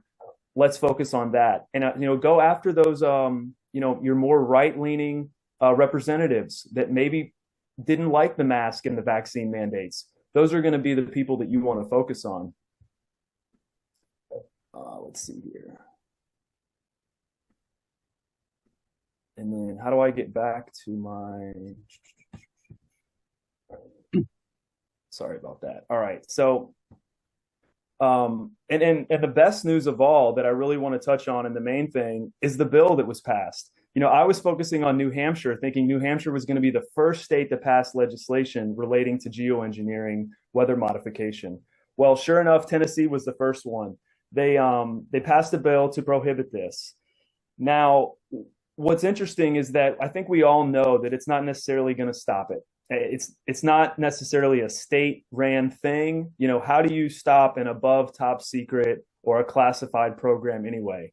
But I think that raising the awareness and sounding the alarm is exactly what we need to do. Just imagine if 40 states pass bills to outlaw geoengineering. That's going to be a major media story. People are going to be asking questions, and we're going to crack open that can of worms, and no one's going to be able to say or claim that this is not real, this isn't going on. And other great news is that 6 other states, you've got New Hampshire, Kentucky, Illinois, South Dakota, and Connecticut. That's 6 total, I'm sorry. So 5 other states, and Rhode Island, so it is 6, have all introduced legislation to do the same thing as Tennessee. So it's truly unprecedented. I did not expect to see the day when, BBC was going to be putting out an article saying that a state in the US has passed legislation to prohibit the modification of our weather. So these are really encouraging things, and that's really all you need right there. You contact your legislator, your county officials, and say, hey, we want to replicate this in our state. If you can't get your state representatives to listen, bump down to your county or your city officials. They can't really do much about it. But like Bruce and I worked on one time with the 5G issue, is we passed resolution in South Florida about 5G towers. Was it able to really get anything done? No, but it's almost like that first step and moving that first piece. I was bringing in firefighters and vaccine injured people to my county commissioner meetings, and everyone said, oh, they're never going to listen to you. They all believe in the pandemic and the vaccine, and they just say, next speaker, please. Well, that's true. But after I went in there 25 times with a dozen firefighters and a dozen vaccine injured, news cameras started showing up. The governor contacted us and said, hey, can we get some of these testimonies from these injured people? Can we talk to these firefighters? We actually started a snowball effect, and it was speaking in front of 6 people that did not care and were never going to do anything about it. So what I'm telling you is go in there and hijack your city council meeting in a good way, in a calm, respectful, factual way, educate them, bring the issues to light. If they say this is out of our purview, then you say, okay, fine. You go home, you download the video, you share it, you disseminate it, and you encourage others to go out and speak at their local, council meetings. I really can't stress enough the importance of that. Like Bruce mentioned, we had so much success speaking at our mayor's office against a county that was totally opposed to everything that we were doing. Eventually, the governor stepped in and took away their power from enacting vaccine mandates on our firefighters and county employees. So we don't get a lot of wins in this community. A lot of times we just kind of get stomped out, and it was nice to actually get some help there.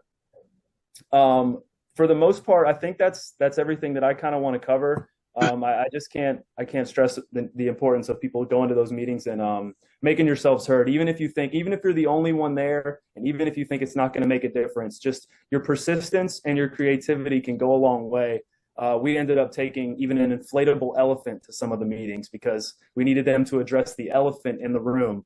And just like I said, creativity and persistence will finally get the attention of these people ignoring you. Hey, can I jump in, Bruce? I'm going to put the spotlight on myself, and I just want to acknowledge young Justin Harvey, because in this movement, it's the 9/11 truthers and all that are elderly. I mean, we're all I'm on the young end of the generational, but what you just demonstrated and effectively profess is a practical political angle as for truth action. In other words, bear witness, take up the time at the mic, at our city council meetings, futile as it might seem and feel. Your point is it actually does generate, the waves, the pebble in the pond that reverberates out. And this is what TAP wants to be a hub for this kind of political activism, what I call a political truth movement. And the truth is, in the way that Bruce described, in the end, we don't need to know the exact details of what's happening. We just need to take the stance of you've lied to us about JFK. You've lied to us about 9/11. You've lied to us about the COVID program. And now you're lying to us about what the hell's going on in our atmosphere. And I think we are a movement, and TAP is a educational, program, media centered. We want to build up a media political truth as we're doing tonight together, and we'll do on Friday. We'll continue this conversation at Campfire. But we do need to be thinking about organizing and having a coherent around the world reclaiming of nature from this emerging techno-totalitarianism run by a sociopathic technocracy that's populated by the elites, by selecting out those personality types that would accept, push the button and proceed. So I'm done. I've ranted almost, but I wanted to emphasize how important, Justin, that you're here tonight to participate in advancing this truther narratives around what's going on and introducing the idea that we politically engage.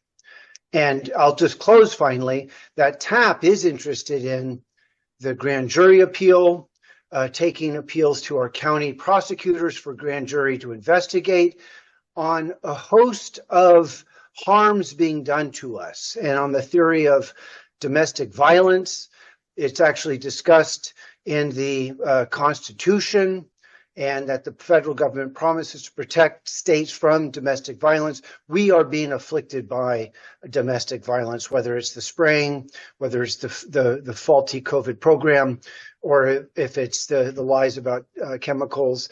We need to reclaim and take back. I'm done. Bruce, Stanley, you get to moderate the roundtable conversation here. Very fascinating. This is a beautiful meeting that we're having. Being together, speaking truth to action. Chuck out.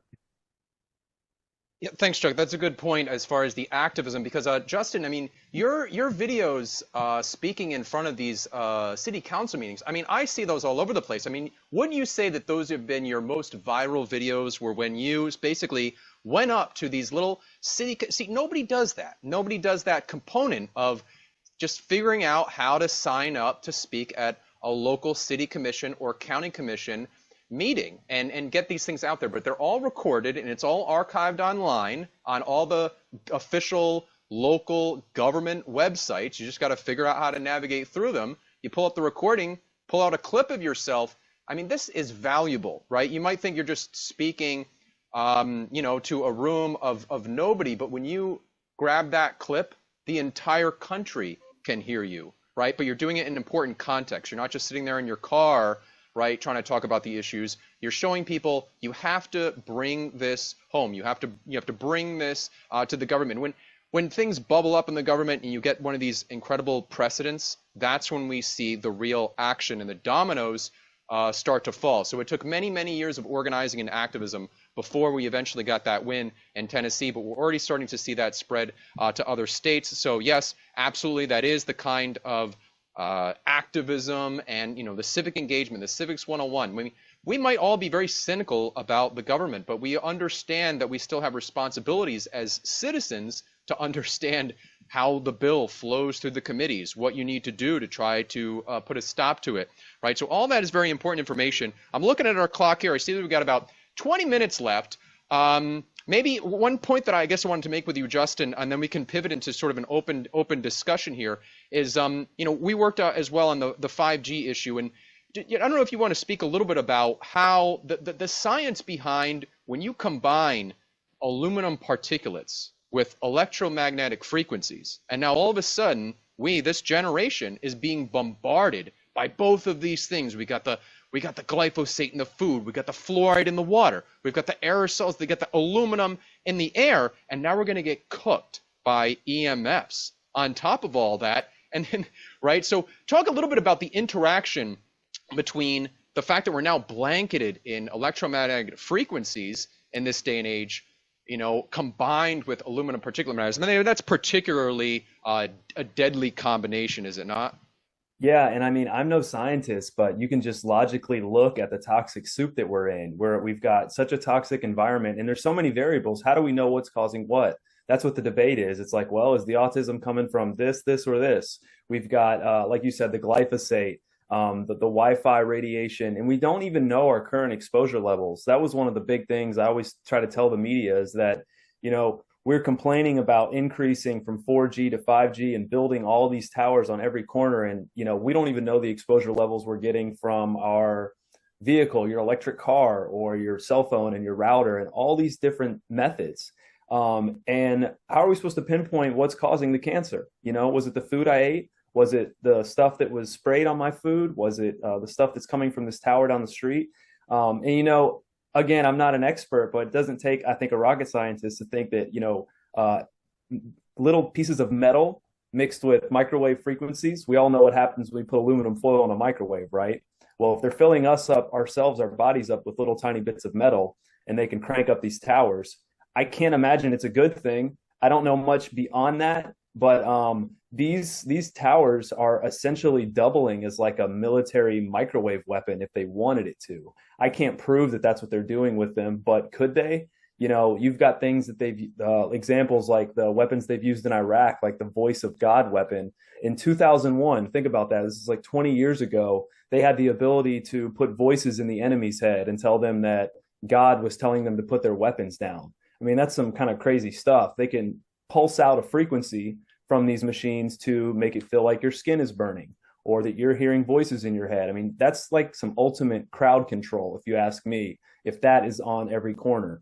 A lot of people don't think it's really for your cell phone service. I don't think anybody's gotten anything, any benefits from 5G. It's been more of a nothing burger on its face. So it's a dangerous scenario. There's definitely major health and privacy implications. Not only is it pulsing out high amounts of radiation and you might be sleeping next to one of these towers, but they can use this stuff to like see inside your house, and they're going to be monitoring every single moving product that has a barcode or an RFID chip. I mean, that's the goal. And this all goes into that Agenda 2030 smart city plan. It's all in that basket. Cram us into those, stack them and pack them, like someone mentioned. And that's really what they want to do. So we've just got to educate people and push back on these agendas and keep it from, just moving full steam ahead. Right, very good. Yeah, I mean, it seems that one of the themes that we've been touching on a lot here in our talk tonight is about how all this hype that we hear about climate change and have been is actually geoengineering. That's what's changing the climate. But we're always told that it's about the CO2, it's about our consumption, of fossil fuels. All right, so we got about 15 minutes left on the clock. Maybe we want to kind of talk about, Agenda 2030, type of stuff. I see Paul Delorier is here, who was on the last show, and I would be curious what he might have to say. Let's see if we want to pull you up and. Okay. Yeah, go ahead really quick. We're trying to do an open, a rapid fire, round table here. So if you could keep it brief. Yeah, we do want to hear from you. Go ahead. Justin, thank you, first of all, and Robert and Bruce, again, one of my partners at the Maui Community Investigation. And also, we started the Maui Pono Network back in 2018.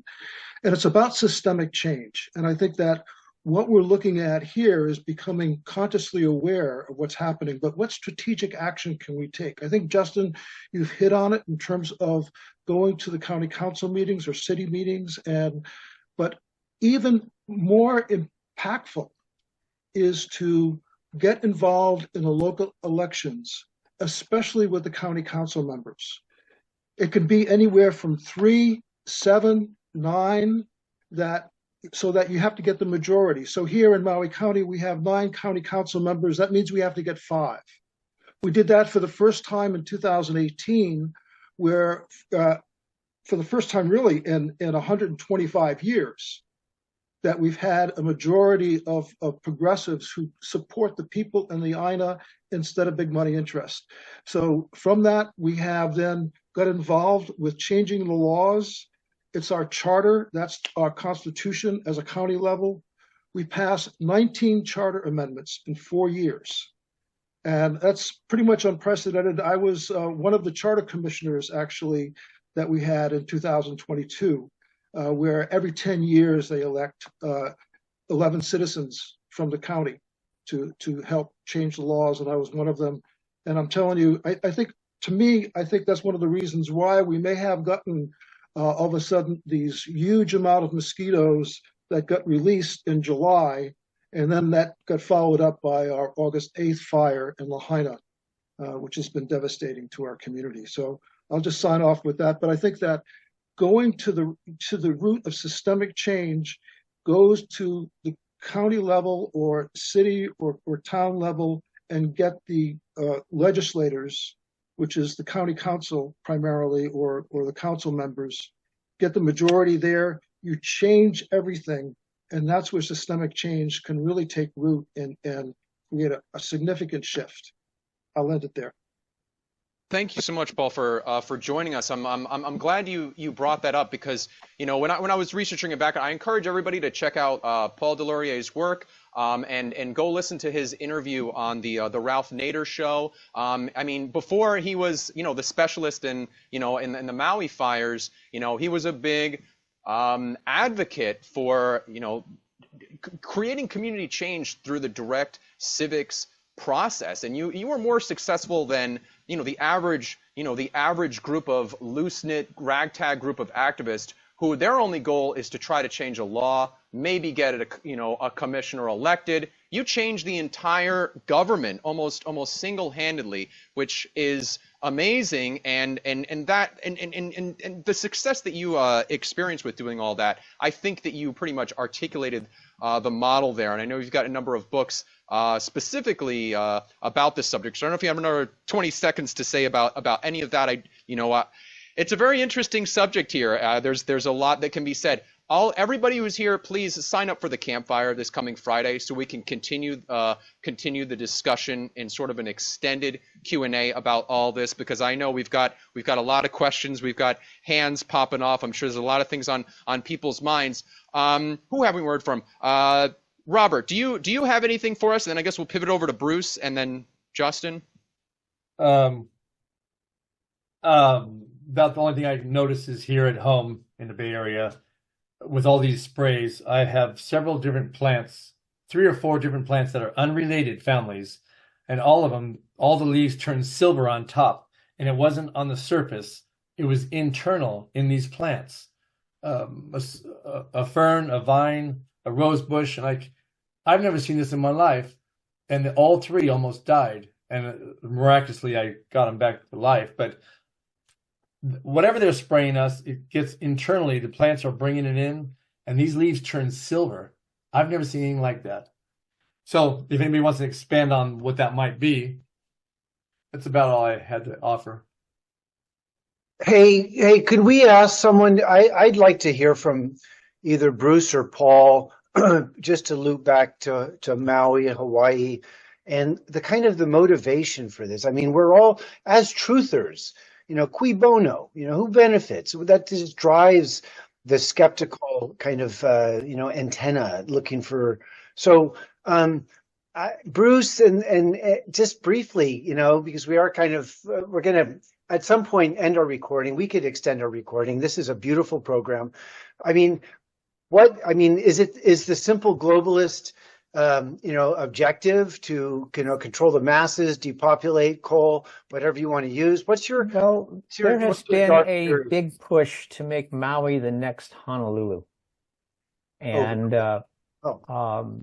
the problem is there's no place to create another Honolulu because all the coastal spots are taken. But certainly if you take out Lahaina, the old place where lots of Hawaiians and local people live, and you burn that out, then you could create that into the next, Honolulu, Waikiki Beach type of scene, which was certainly the governor's intention when the first fires first happened. They said, oh yeah, state's going to snap it all up and we're going to, create something really great there, until the population of Maui got together and said, oh no, you're not, it's going to be decided by the locals.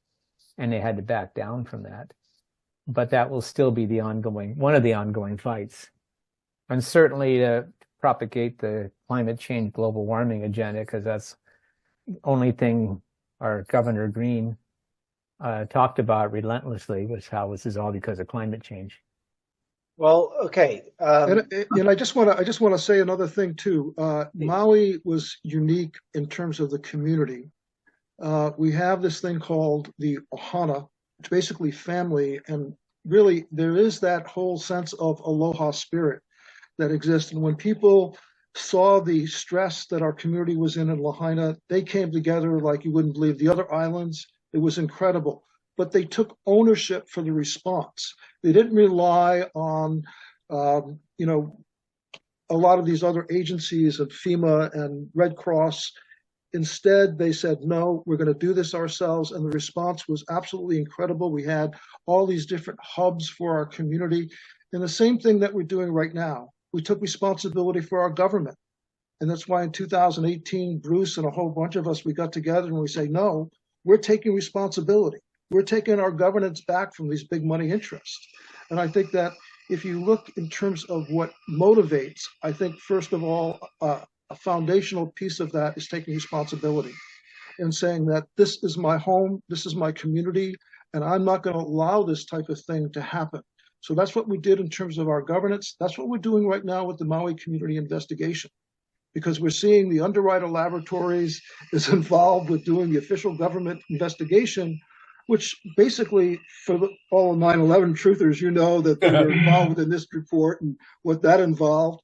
So again, I think that taking responsibility and saying, no, we're not going to allow this, and use that then to motivate action and get with other people at the same time. I know We Are Change, Justin, has been going on for a long time. I was involved early on also with 9/11, and so I certainly got to know some of those guys over there. So, but it takes that responsibility. Does John Olson have a question? He had his hand up a long time ago. John's actually a radical libertarian type who believes in freedom and has written about Hawaiian history and the grounds that they're essentially occupied. But then I'm going to pitch it back, Bruce. And if people have questions on this, I'd love to hear from people. I'd say we keep this open a little bit here and record reflections, because we got to the core for what do you do with this? You know, we've taken people to the unspeakable, and the unspeakable is that something we're looking into that pit of evil, you know, and what do you do with that? And well, you engage in it is what Justin is counseling us, and I accept. But John, we're going to put the spotlight on you. Okay. Real briefly here. I was going to comment, but I'll save that part for the fire chat to talk more about the chemtrails issue, which we see here in Maine all the time. But I think the whole issue of Hawaiian sovereignty and rejecting U.S. governance is at the core of what Paul was just raising. Having lived there a long time, it became part of me as well. And I continue to root for and try to promote Hawaiian sovereignty.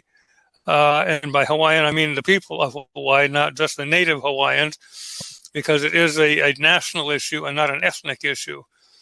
So I think that's so relevant, and it's well along in Hawaii, as those of you who live there on Maui know very well. So I guess I'll just leave it at that because time is at the end right now. All right, so I guess we're pretty much in our last 5 minutes here. I don't know how we want to close this out. I know we had briefly touched on the whole Agenda 2030 concept. I know that's a pretty big one to try to unpack. I don't know, we have a couple words for that. I mean, really, my closing thought that I wanted to say is when I was doing my own research, putting this all together, I was surprised at the level of at the extent of the coverage that this topic of geoengineering is covered within government documents. There is a lot of government documentation on this, even though there is the official denial. So yes, that John Brennan's speech, I would definitely, even Lyndon Johnson, I came across a clip where he was talking about who controls the weather controls the world, and then this policy wonk, this guy David Keith, I definitely recommend seeing the way that he went on the Colbert Show and openly promoted a lot of the geoengineering stuff that that is considered conspiracy. He's an open promoter of it, and he's even said some pretty scary things, almost like Bill Gates tier, about if we do this, we might kill 10,000 people. And there's this awkward silence, and it's like, oh well, we're not trying to do that. It's like, what is going on here? So this is part of how they use the predictive programming to drop it into the subconscious without actually fully addressing it. So in our last couple of minutes, I don't know if anyone has any final closing thoughts. Should we do a roundtable, a 60-second closing thoughts roundtable from our guest speakers? What do you guys think? Yeah. I've got just a quick couple resources I can drop for you all. If anyone wants to learn more about the climate change agenda and how it sort of was pursued by the Rockefeller interest and hijacked the environmental movement, James Corbett does some great work on that. He's got 2 documentaries called How Big Oil Conquered the World and Why Big Oil Conquered the World. James Corbett, I think it's corbettreport.com. And also Rosa Koire, last name is Koire. She wrote a great book about Agenda 21. The name of the book slips me right now. Behind the Green Mask. I've got my own copy of it. Everybody's got to read Behind the Green Mask, Rosa Koire. Yeah, she wrote a great book. So if you really want to take a deep dive, I'm sure you can, look up documentaries on it as well. But that book really covers it. She did some good work. Very good. All right, Robert. I'm going to go ahead. I'm going to be on I'll come on Friday's fireside chat for people who want to continue questions, get clarifications. So I'll be there. I have a website with a couple of videos on it. I haven't updated it in 10 years, but it's got relevant videos called MauiSkywatch.org. MauiSkywatch.org.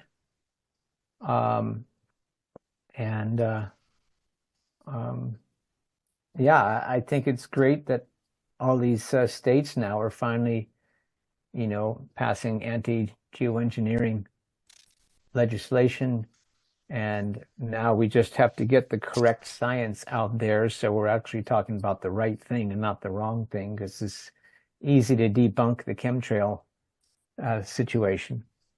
And I'm kind of the opinion now that I think a lot of the chemtrail stuff was purposely put out there as misinformation to have people looking over there instead of looking over here. You know, it's like, don't look at the source, look at the result over here, you know, and have something that you can do it. And then they get a bunch of angry tin hat people out there, you know, acting all crazy. And then people go, oh, I don't want to be a part of that group. They're all a bunch of crazy wackos, you know, and then you can kind of push it all off to the side. So I love the legislation that's coming forward. We need more of that. And I just hope we can get our science right.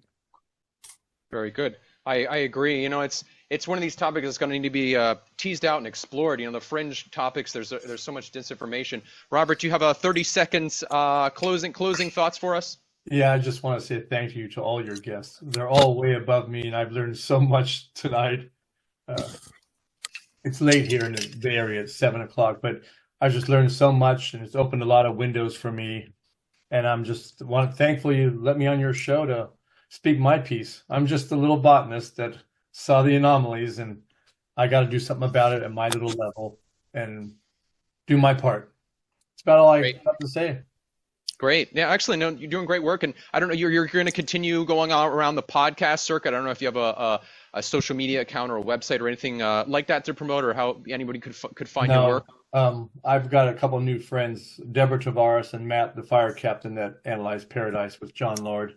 And also Edward Griffin, you know, Red Pill University, wrote the book Creature from Jekyll Island.